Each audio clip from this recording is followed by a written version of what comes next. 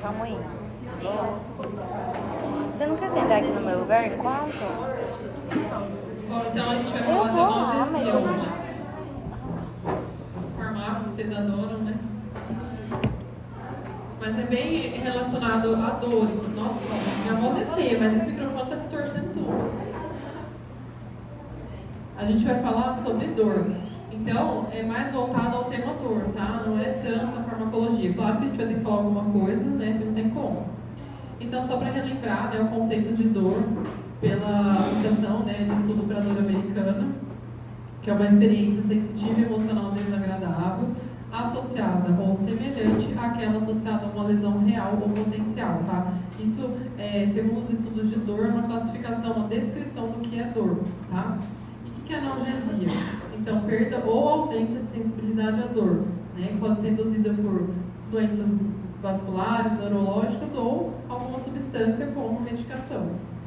Farmacocinética. Por que eu estou falando o que é farmacocinética e farmacodinâmica? Porque a gente vai ver de acordo com as medicações e vou descrever lá no slide. Farmacocinética da medicação, farmacodinâmica. Então, para vocês irem se familiarizando.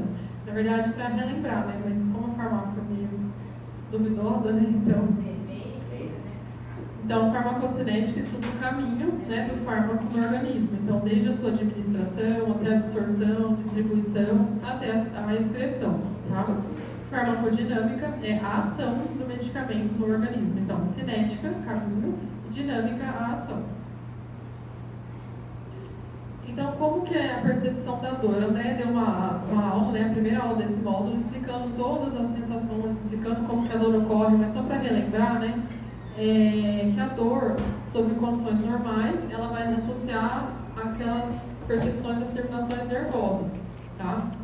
Geralmente são pelas fibras A, delta e pela C, tá? A fibra C é aquela fibra não mielinizada, geralmente ela traz a dor mais profunda, tá? E a delta é aquela dor mais aguda, mais localizada, mais superficial, tá bom? São fibras mielinizadas. Isso vocês vão ver bastante em teste, quando for estudar dor, sempre fala. Mas tem outras, né? Tem modulação da dor, transdução, isso o André já explicou para vocês.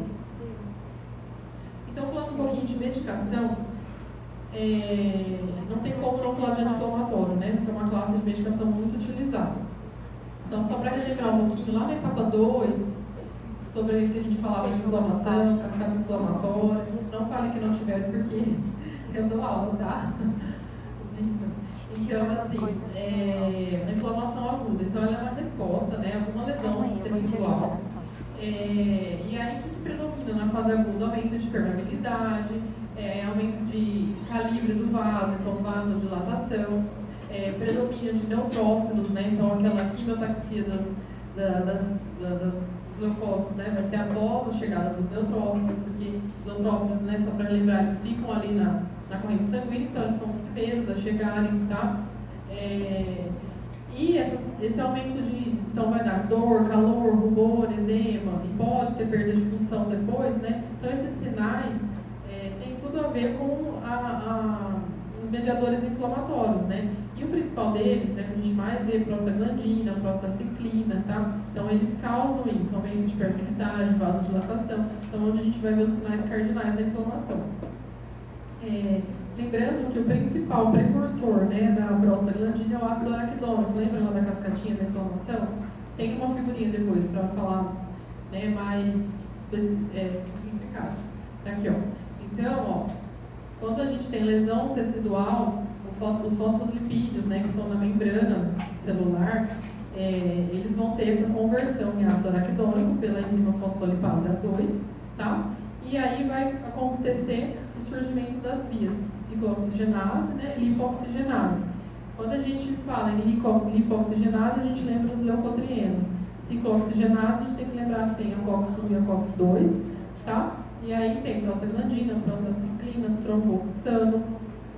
E aí a gente vai ver onde os anti-inflamatórios agem. Então, os não hormonais, né, que a gente está falando aqui, eles agem no COX. Então, vai inibir só um lado da via. Então, quer dizer que os leucotrienos ainda não estão fazendo a função deles, tá bom?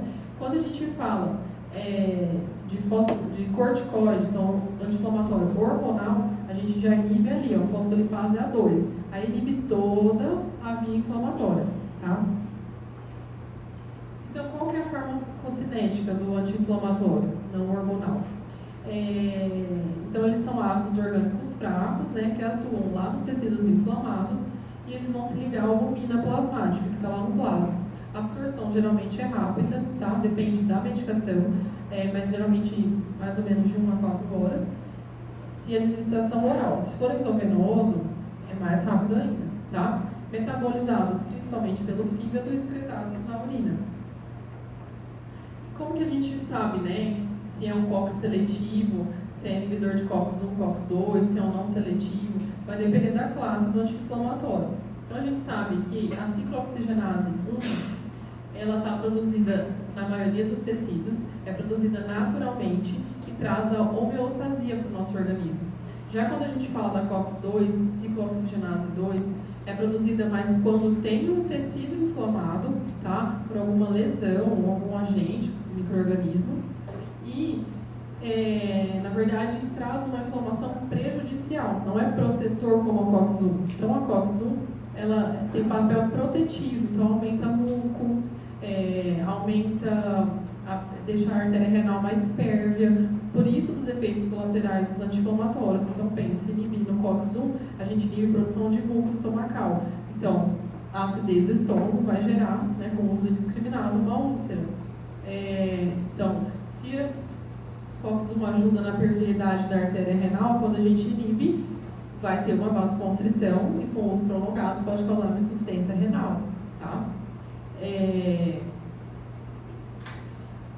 Bom, aqui, tudo isso que eu já falei, tá? Então, inibindo o COX, a gente vai inibir toda a cascata do lado da COX. Então, prostaglandina, prostaciclina, tromboxano, então, prostaciclina, vasodilatação, tá? Principal. Prostaglandina, também vasodilatação, aumento de permeabilidade, tromboxano, principal efeito agregação plaquetária, mas também pode causar vasoconstrição. Então, por isso também que anti-inflamatório, quando a gente usa indiscriminado, pode causar sangramento. Classes. Então, tem os não seletivos, né, da COX, e os seletivos. Os não seletivos são os mais utilizados, são os mais antigos no mercado. Então, tem várias subclasses. Não todas. Mas, nimesulida, ibuprofeno, diclofenac, profenide, enfim, muitos, tá? E os seletivos de COX, são os coxibes da vida. O mais comum é o celecoxib, tá?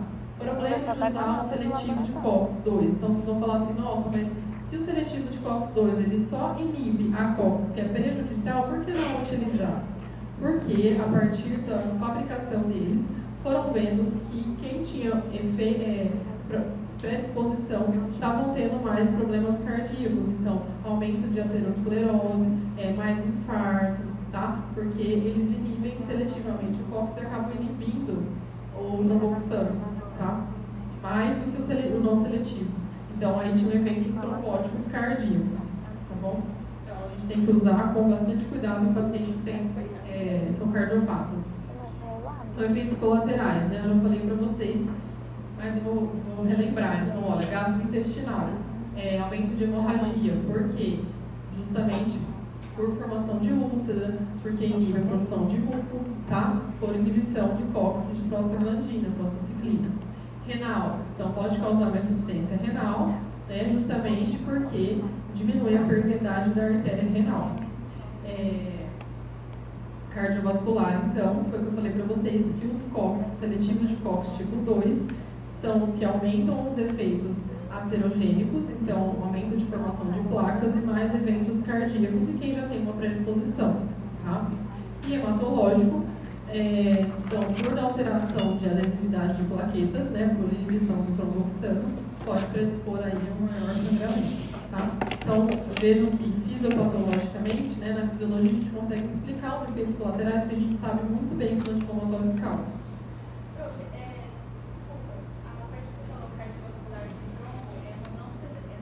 Seletivo de COX-2. Os dois podem causar, mas o seletivo de COX-2 ele é mais potente.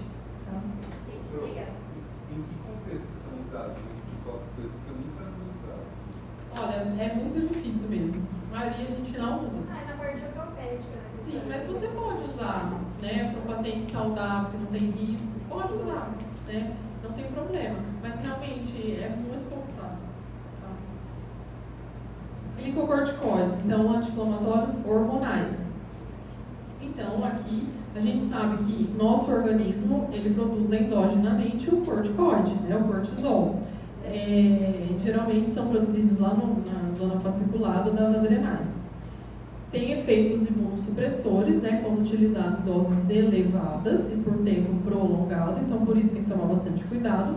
Mas em doses menores, em tempo curto, ele pode simplesmente agir como um anti-inflamatório, tá? E vejam, um anti-inflamatório mais potente, porque inibe a fosfolipase A2, então inibe toda a cascata inflamatória, tá?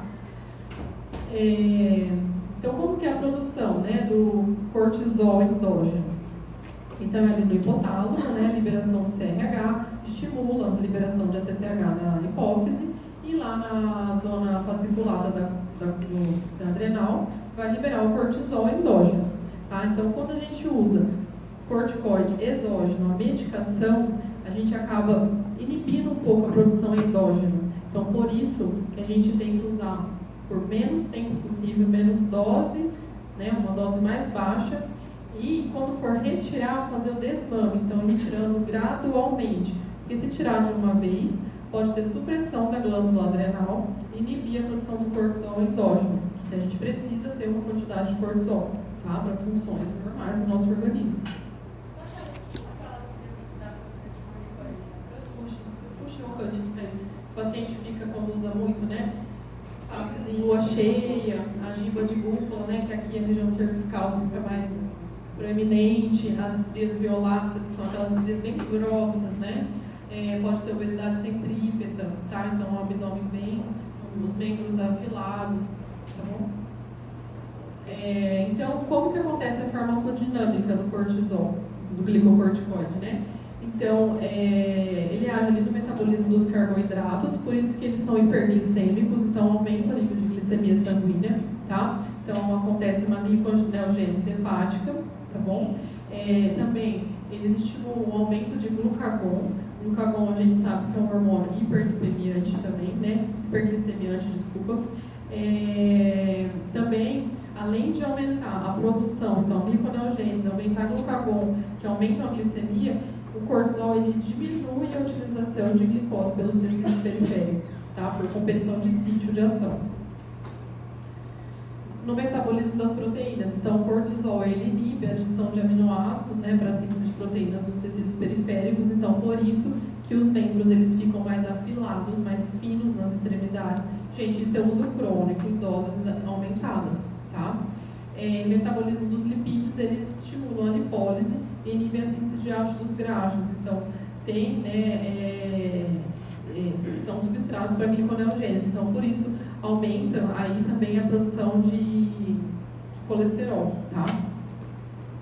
Como que é administrado? Então pode ser oral, pode ser endovenoso, pode ser tópico, pode ser intraarticular, tá? Então, corticoide intraarticular, por exemplo, paciente que tem uma artrose no joelho, faz uma infiltração com glicocorticoide intraarticular, então vai ter ação só local, tá? Geralmente eles são transportados ligados à proteína carreadora, né, que geralmente é a CBG, que é a globulina ligadora de cortisol. 80% deles, tá? 10% só está ligado à albumina e 10% está livre no plasma, tá? Metabolismo deles é hepático e excreção renal. Então a gente tem glicocorticoide de ação curta, intermediária e longa, tá? Então, ação curta é uma ação menos duradoura, tá? E aí a gente lembra da hidrocortisona. Intermediária, então, é de 12 a 36 horas. Então, a gente lembra de prednisona, prednisolona, metilprednisolona, triancinolona e deflazacort. E ação prolongada, a gente lembra de dexametasona e betametasona, tá? Essa potência relativa? Potência relativa? é um cálculo que a gente faz, então, por exemplo, você está usando prednisona e aí você quer usar triancinolona. Aí você tem que fazer algum cálculo, então, vamos supor, 3,5 miligramas de prednisona corresponde a 5 de triancinolona, entendeu? Aí você tem que ver o quanto você está usando para saber o quanto você tem que usar do outro, entendeu?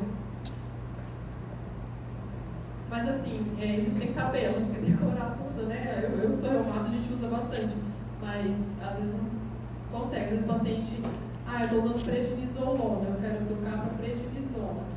Aí você tem que calcular a dose, eu estou usando 20 miligramas por dia, então quanto que equivale, sabe? Essa potência aí, você tem que fazer o cálculo, entendeu? Ou não? Então, os efeitos farmacológicos, né? Então, igual eu falei lá atrás, eles acontecem quando a dose ultrapassa, né, a produção endógena. Então, acaba suprimindo a produção do cortisol endógeno, tá? Então, aí o efeito da medicação, ele vai se mostrar. E eles inibem a fosfolipase 2, como eu falei para vocês, então vai inibir a degradação do ácido araquidônico. Do ácido araquidônico para baixo não existe, porque vai inibir, tá? Diferente dos anti-inflamatórios não hormonais, que só inibem as COX, tá bom? Bom, como que a gente administra o glicocorticoide? Então, o ideal é utilizar pela manhã, tá? Justamente pelo pico de cortisol que a gente tem pela manhã, 9, 10 horas da manhã, tá? Quando a gente utiliza à noite, às vezes pode atrapalhar a produção de alguns hormônios de sono, como a melatonina, e alterar o padrão de sono. Então, às vezes o paciente fica com insônia, tá? Claro, não tem jeito, tem que tomar à noite, tudo bem, nem todos os pacientes têm isso. Mas a gente sabe que o ideal é utilizar pela manhã, tá? Pode ser administrado com doses orais, endovenosas, todos os dias, ou alguns pacientes que precisam de uma supressão de uma doença, por exemplo, doenças autoimunes, por exemplo, lúpus. Então, precisa que pare a atividade da doença rápido. Aí a gente faz a pulsoterapia. O que é isso? A gente utiliza doses elevadas em curto período de tempo. Então, por exemplo, a metilprednisolona é muito utilizada. A gente faz 1 grama por dia, por 3 dias consecutivos, tá?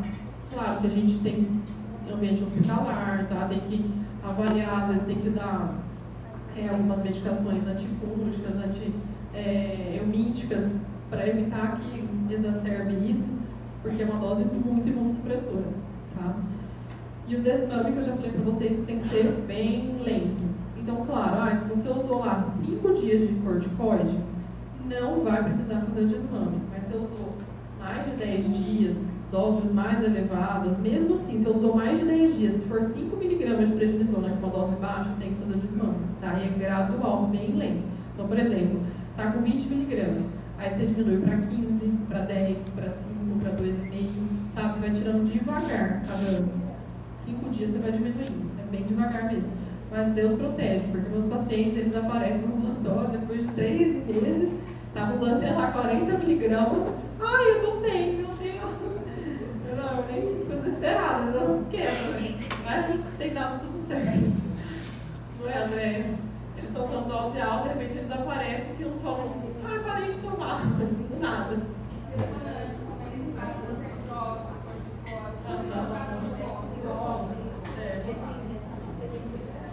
Então, efeitos colaterais, né? Calma, gente. Depois vocês veem, lá, vai desconcentrar a turma. Termina a aula. Dá pra terminar? Efeitos colaterais, então. Osteomuscular. Então, a gente sabe que o uso indiscriminado, o uso prolongado, doses elevadas, predispõe a uma formação de causa, né, a osteoporose, tá? Corticoide. Porque ele estimula a produção de osteoclastos, que são os que acabam degradando o osso. Osteonecrose também, tá? Porque tem um aumento ali da pressão nos capilares. No aparelho digestivo, pode causar uma úlcera? Pode, mas é bem menos do que o anti-inflamatório não hormonal, tá? Sistema imune, a gente sabe que em doses elevadas ele suprime, né, a função imune, principalmente a supressão de linfócitos T. Então, tem uma queda, né? Popularmente como queda de imunidade, né? Ocular, o uso também prolongado pode predispor à formação de catarata precoce, glaucoma, né? Aumento de pressão intraocular. Endócrino, então foi o que a gente falou da síndrome de Cushing, então tem deposição, né, de lipídios, né, no tecido adiposo em locais específicos, então gordura centrípeta, aumento da giba de búfala, estrias violáceas, tá? Cutânea, a gente pode ter aumento de acne. Gente, estou rindo porque vocês estão com uma cara desesperada, vendo a prova, saiu a prova, foto de morto, tá tudo aqui. Acho que era melhor terminar. Eu não vi. Não, vocês querem ver uns 5 minutos? Vocês estão. Eu acho que eu não sei se É que ela tá entrando pelo meu celular. Será que quando eu for de novo eu vou ter que lembrar a minha?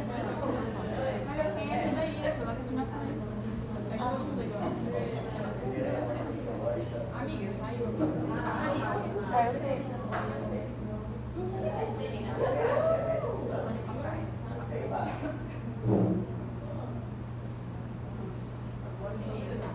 Ai, Deus, obrigada, Senhor. Pronto, gente? Pode voltar aqui? Agora, Neurológico, então, o corticoide, né, em doses elevadas pode predispor psicose, distúrbios de humor, então euforia, irritabilidade, tá?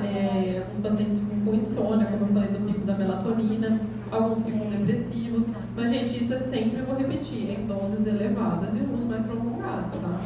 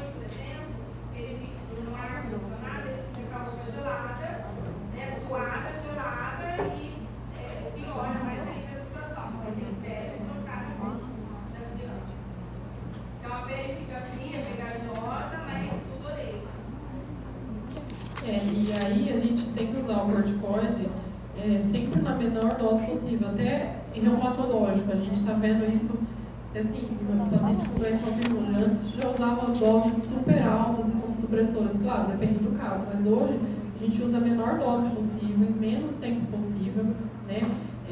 Para pacientes, por exemplo, renal crônico, né, que precisa de um anti-inflamatório, talvez seja uma escolha legal, porque não vai ter problemas renais, né, igual o anti-inflamatório não hormonal. Mas a gente tem que usar com muito cuidado, né? A gente vê aí muita mãe, né, André, tá com uma tosse, já só com a corticoide, pode D, sabe? Realmente tem ação imunossupressora, né? Então não é brincadeira ficar usando corticoide assim desse jeito. Então a gente tem que ter uma indicação boa para usar. É muito bom? Mas com uma indicação adequada. Outra coisa que a Natália falou, que eu não sei se vocês deram muita importância, no nosso meio, a causa mais importante de necrose asséptica de cabeça de giro fêmur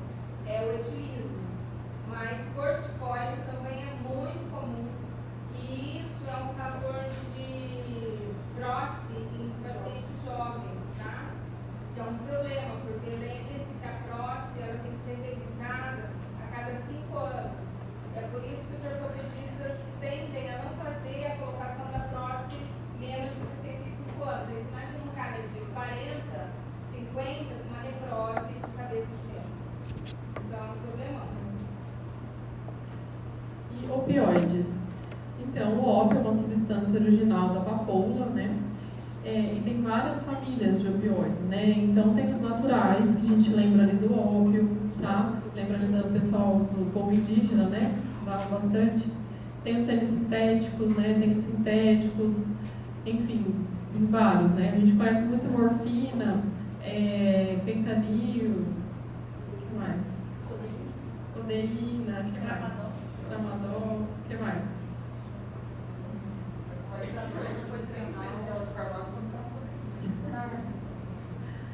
Então, como que o opioide age? Eles agem lá naquela coisa que vocês adoram, né? Os receptores de canais de potássio, lembra? Da despolarização. Então, assim, eles permitem que tenha um aumento, né, da abertura dos canais de potássio. Então, tem uma hiperpolarização, tá? E os canais de cálcio, eles ficam fechados. Então, quando tem uma hiperpolarização, o que acontece com o potencial de ação? Atrasa, não acontece, né? Então, por isso que eles bloqueiam a liberação do sistema nervoso que manda dor. Então, por isso que ele bloqueia essa via, tá? Por essa ação no canal aqui, tá? Então, tem uma hiperpolarização, então diminui o potencial de ação. Então, aí não vai ficar mandando estímulo na fibra nervosa de dor, tá? Então, de acordo, né, com a OMS, Organização Mundial de Saúde, a gente tem um uso, né, dos opioides de acordo com essa escada analgésica. Isso aqui é muito importante. Quando a gente fala em dor, a gente tem que ter decorado isso, tá? Os degraus. Isso é muito importante. Então, na dor leve, lembra que a dor leve, ó, na escala analógica verbal, o paciente vai caracterizar de 1 a 2. Dor moderada de 3 a 7 e intensa de 9 a 10. Então, na dor leve, a gente vai usar um analgésico que pode ser pirona, paracetamol, associado ou não a um anti-inflamatório não hormonal. E já pode ter uso aqui também de drogas adjuvantes. O que são drogas adjuvantes? Vocês entendem isso? Essa? Isso, essas são as medicações. Mas o que vocês entendem por uma definição de uma medicação adjuvante? Isso. Então vão ajudar, vão potencializar a ação do analgésico. Então, por exemplo, eu tenho uma dor 2, o paciente falou que está com uma dor 2, eu vou entrar com uma dipirona e uma nimesulida. Mas ainda está com muita dor. Você pode entrar com um antidepressivo, por exemplo, tricíclico, uma triptilina. Tá? Estou falando assim, dependendo do caso, nem sei o caso, mas um exemplo. Para não ficar aumentando tanto a dose de anti-inflamatório, de analgésico. Tá? Então você usa o adjuvante para auxiliar. Por exemplo, a triptilina foi usada no caso de dor leve. Aí o excesso da medicação assim que acaba o fato de dor ou não? Depende da dor, né? Se for por exemplo, pós-operatório, uma cirurgia de quadril, claro que a dor vai ser mais intensa, nunca vai ser leve. A gente vai usar onde a pessoa usou opioide fraco, tramal, que é uma dor moderada, e entrou com um anti-inflamatório não hormonal e um adjuvante. Aí, o tramal e o anti-inflamatório não hormonal, quanto menos tempo possível você usar, melhor. Então, de repente, ela usou lá uma semana, mas ainda tem dor, aí continua adjuvante, né, por mais um tempo, até ele falar que está melhorando, aí você vai retirando aos poucos. Então, segundo degrau, a dor moderada, então de 3 a 7. Então, aqui a gente pode usar já um opioide fraco, codeína ou tramadol, associado ao analgésico ou anti-inflamatório não hormonal. Então, vejam, não é que tem que usar sempre o anti-inflamatório não hormonal, é ou, tá? Aqui sempre tem que ter um opioide fraco, aí associado a um analgésico, como dipirona, paracetamol, ou anti-inflamatório, ou os dois, tá? E pode também usar a droga adjuvante. No terceiro degrau, então, dor 8, 9 e 10, a gente já usa opioide forte, morfina, oxicodona, metadona, fentanila, tá? Associado a analgésico e ou anti-inflamatório e droga adjuvante. Dúvida aqui, gente?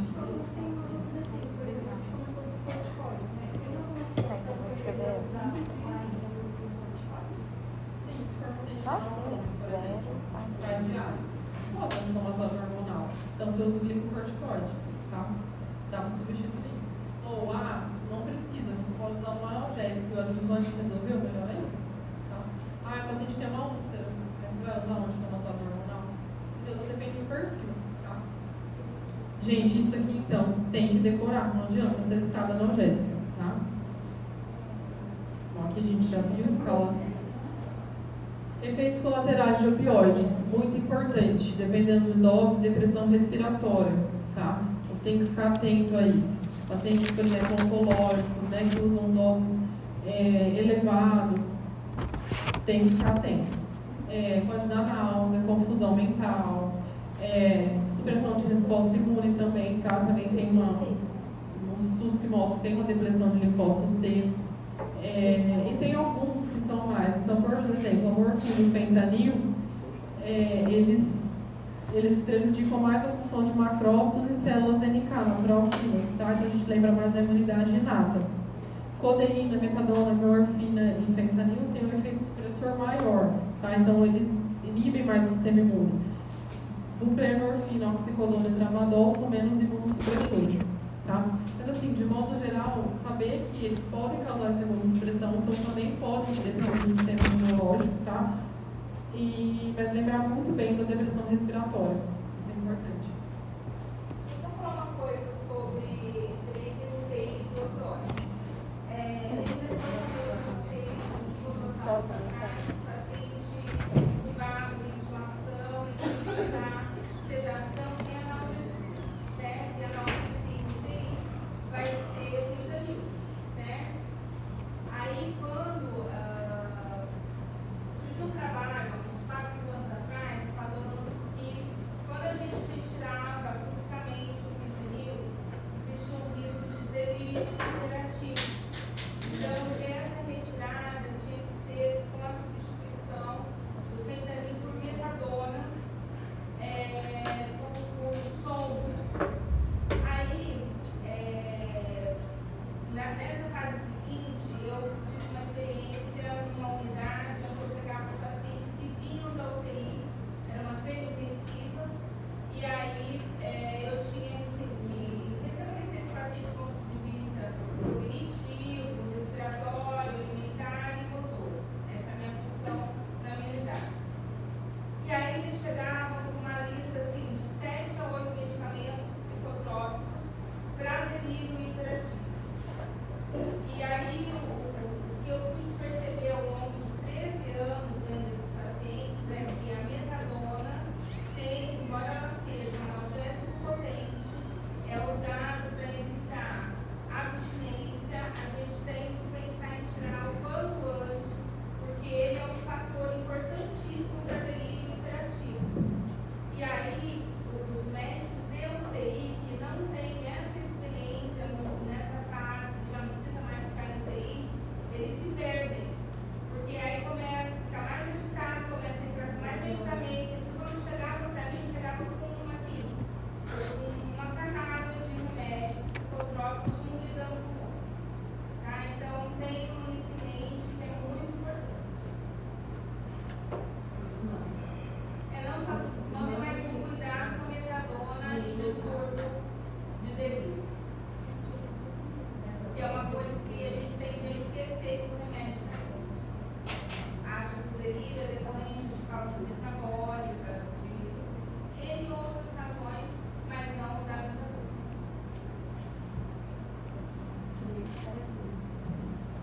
E os opioides, eles podem causar dependência também, né?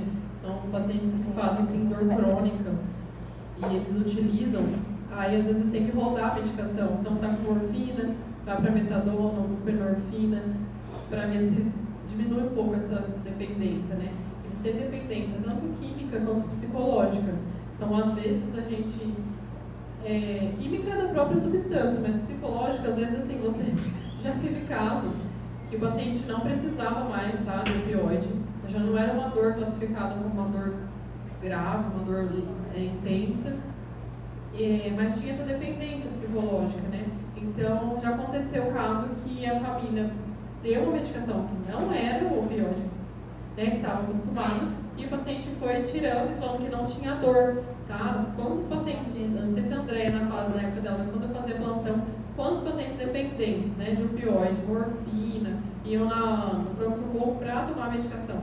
Às vezes, assim, ó, pacientes que têm doença falciforme, que tem realmente dor, mas eles estavam dependentes da medicação, então eles queriam aquela dose, eles sabiam exatamente, olha, eu quero 10 miligramas de morfina. Se eu fizesse 2, eles sabiam que não era. Então, assim, é uma medicação que tem que tomar com muito cuidado. A gente vê, né, uma prescrição, assim, ó, codeína, tramal, é assim, não sei, hoje em dia, morfina para todo mundo, metadona. Passou da fase de preconceito total do uso da droga para uma coisa extremamente deliberativa e sem critério. E assim, igual aquela tabela da biotransformação de dose, da transformação de dose mediante o local que você está usando, a mesma coisa acontece com morfina, metadona, escondrona, etc. A metadona, por exemplo, tem meia-vida de 12 horas, pelo menos, de 12 a 24 horas. Aí ele chega com uma prescrição de uso de 6 em 6 horas. Não é errado. Entendeu? Aí não sabe por que que intoxica. Essa questão dos opioides, todos eles têm potencial de causar a metadona causa mais veneno do que os outros? E a questão de dependência de a pessoa pode até chegar a achar que está realmente com dor para tomar. Pegava muito paciente assim. Então ele tinha a doença, ele tinha, por exemplo, ele tinha dor crônica, só que assim, naquele momento a dor não estava daquela intensidade. Como é que você vai saber, né? Você fala pra mim, como você vai saber que não estava naquela intensidade? Porque você conhecia o paciente ia todos os dias, sabe? Não é possível. E era uma coisa assim, que você fica dependente, desesperado pela medicação. Quando você fala, não, aqui não tem, enfim, eles sabem a quantidade que eles estão tomando, sabe? É uma coisa assim absurda, uma dependência mesmo. Lembra do Michael Jackson?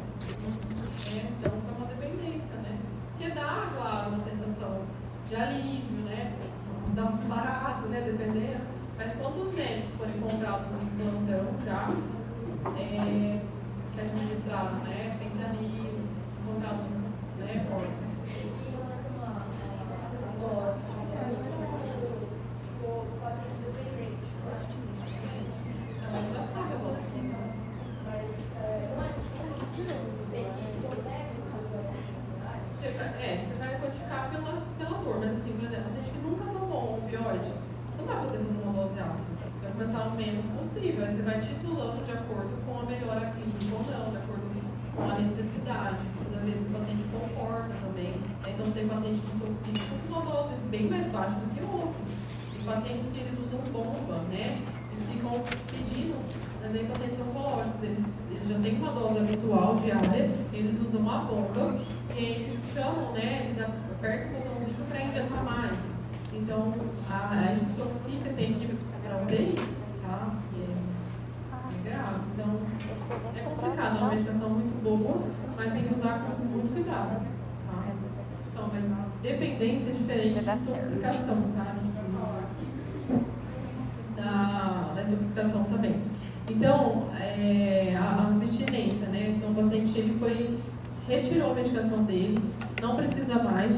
Muitos desenvolvem abstinência, então eles ficam sudoreicos, com midríase, pode dar alteração de temperatura, diarreia, aumento de pressão, até hipotensão arterial, tá? E a intensidade do quadro vai variar, geralmente com doses que utilizavam, com tempo de uso e com o perfil do paciente. Tá? Mas eu falei para vocês, tem caso que às vezes a gente já retirou, claro que aos poucos, e aí a família estava falando que estava com a medicação ainda para o paciente não ter dor. E ele não tinha dor, então vejam, era uma dependência. Né? É o medo de ter aquela dor de novo. Né? Isso psicológico, porque química, a substância, ela realmente causa uma dependência química, tá? É igual droga.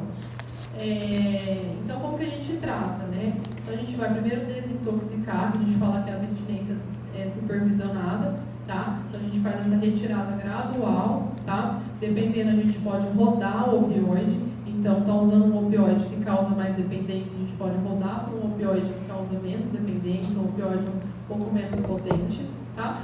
E a manutenção a gente vai Qual que é o utilizar tratamento? uma dose pequena todos os dias, depois vai reduzindo, até que a gente tenha segurança para retirar a droga. Intoxicação, então, é diferente de dependência, tá? Então, intoxicação é quando o paciente usou doses geralmente elevadas, né? E ele ficou comatoso, letárgico, com pupilas mióticas, com depressão respiratória, tá? E é um paciente que tem que ser tratado em ambiente de UTI, tá? Unidade intensiva. Então, tem que avaliar a oximetria de pulso, sinais vitais, né? Ver os níveis glicêmicos, porque às vezes não é uma intoxicação, é só uma hipoglicemia, né? Se o paciente for diabético. Enfim, mas precisa monitorar esse paciente e hidratar, fazer soro para ver se melhora. E assim, a André que trabalha no UTI, ela sabe. Naloxona quase não usa, né, André? Eu nunca vi usar também, acho que uma vez só. Eu mesma eu fui usar umas 2 vezes. A ideia é meio usar isso, né? Geralmente, faz os primeiros, faz hidratação, né, monitora, mas fazer uma naloxona é muito difícil, tá? Mas enfim. Eu acho que a única vez que eu fui, o paciente era um antiácido e chegou para o Você nem escreve, não vou botar. Mas assim, prova cai bastante, né? Que é antídoto de opioide naloxona. Mas a gente vê na prática. Ele hoje em dia faz parte do kit de emergência dos Estados Unidos, tem muito por conta da dependência de opioide, que está extremamente grave, principalmente em algumas cidades dos Estados Unidos, região é alta do naloxona, de uso, se não me engano, nasal, tá? Então é algo que vocês vão ver de uma forma mais corriqueira, da gente por esse detalhe aí da...